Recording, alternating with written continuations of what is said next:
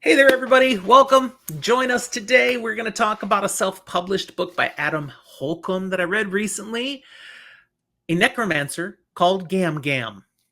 What a name. I think Zach will like it. We'll find out.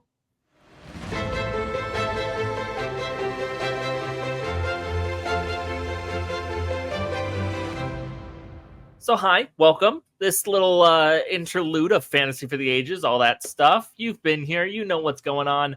I don't. Dad, what are we talking about?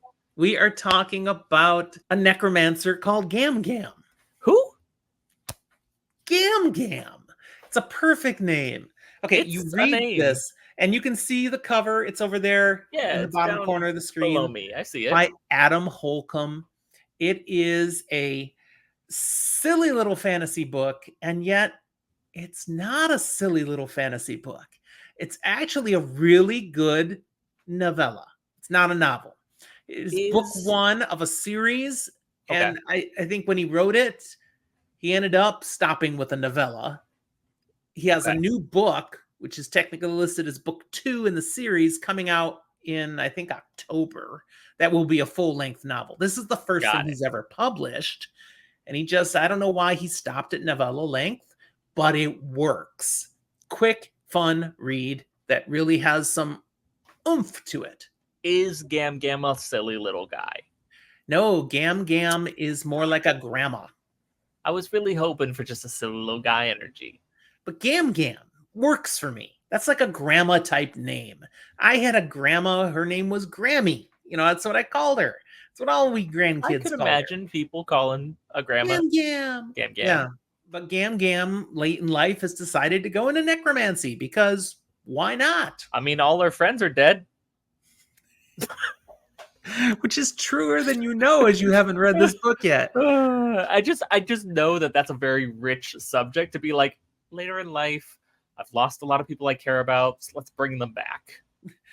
That's not what she does, though she perhaps thinks about it. It's an interesting story, and it's set in a very traditional feel fantasy world. And two primary characters who end up running into each other right off the bat in the story. And you can get this off reading the jacket. A young girl and Gam Gam. And they both end up needing each other. They both have magical abilities. And we learn in this world very quickly, some people just have magical abilities. Other people learn magical abilities. Gotcha. So there's sorcerers and wizards. Got it. I guess that's it. The girl is one just born with magical abilities.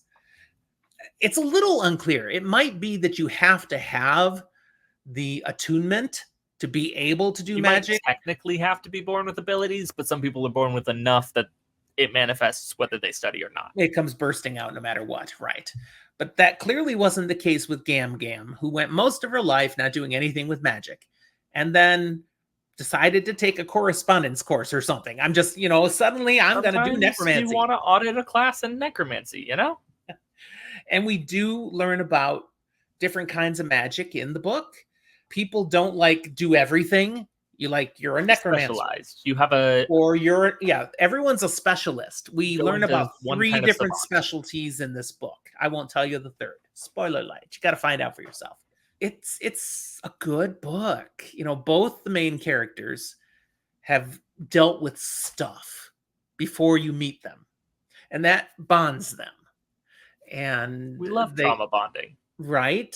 And then they go through some stuff together as Gam Gam is going to try to help this girl because she is in trouble. She's fleeing for her life when they meet, and she's going to use her necromancy to help. But she is not what you think of when you think of a necromancer. And the way she uses necromancy, there's a lot of humor in it. But it's humor done tastefully. It's not just done for cheap jokes. It's stuff that fits within the world that's been created. It's relevant. It's just funny because of Gam Gam's personality. Yeah, you get just a nice little, I've got a bone to pick with you, young man, as his bones coming out of his body. I mean, the picture on the cover gives you a little taste because you have a skull wearing a knit cap. Well, yeah, there's no knit things underneath. There's no skin or blood going there, so like it's gonna be cold. You gotta give it. You gotta Gam give skeletons clothes. very stereotypically likes to crochet. She likes to make scarves and hats and mittens and stuff. That ends up having something to do with the story. Anyways, I went into reading this thinking this is going to be a silly story. It's not very long. I'll probably enjoy it. And it was way better than I expected. I thought it would be fun, but it was way better. Give me a subgenre. Like, does this fit into this? Gives cozy fantasy vibes. Is it, or is it? Well, I've never read anything that was officially called cozy fantasy, so I don't know that I can judge that. What are the? How high there are the are stakes? There are stakes. Okay. People die, so that's not cozy fantasy. There are stakes here. Sometimes people and die. There's a real bad guy here, stakes. Okay, that they have to deal with and overcome, or not. So I wouldn't call it cozy fantasy. I guess from what I understand, cozy fantasy is. But it was, I don't know, it was just very entertaining. And it's clearly the beginning of more. This story ends, but now they are companions. And now what's next? You can tell there will be more. They've built a world for you here, but they're going to continue journeying on together, and there will probably be more adventures. Unless in book 3 there's a big rift, and then book 4 they reconcile just in time for Gam Gam to die and then come back because necromancers. Nice. The main problem that is introduced at the beginning of the story is resolved in this story. So it's not like that alone will carry over, but there's the potential that the person who was the main crux of the conflict was maybe working for someone else. So there could be lingering tie-ins to the story. You could take this somewhere more, but this could also stand by itself. Yeah, you can totally read this book, by the way, just and enjoy it and never read any more and still have had a good story. It does not leave you on a cliffhanger. But the way the characters are written, the way the magic is handled, I was very impressed with Adam Holcomb's ability to do a considerable amount of world building in very few pages. It's impressive. I told him, I gave him feedback. I'm like, I don't know how this is your first book. This writing is way better than I'd expect from someone just starting out. Quite good. I recommend. And it's not very long. You can read this in a day. Honestly, you just buckle down. You can get it pounded out in a couple hours.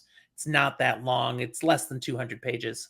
I read it over 2 days because I didn't just sit down and buckle down. But it was very entertaining. Good, well-paced, never drags, and nothing was harshly like, wow, that is so fake. I mean, it just all felt right. So definite 2 thumbs up, Necromancer 5 stars. Gam Gam. Add it to your TBRs. It's going on mine somewhere. So you won't be sorry. That's it. That's all I got. Thanks for watching. We'll talk to you next time.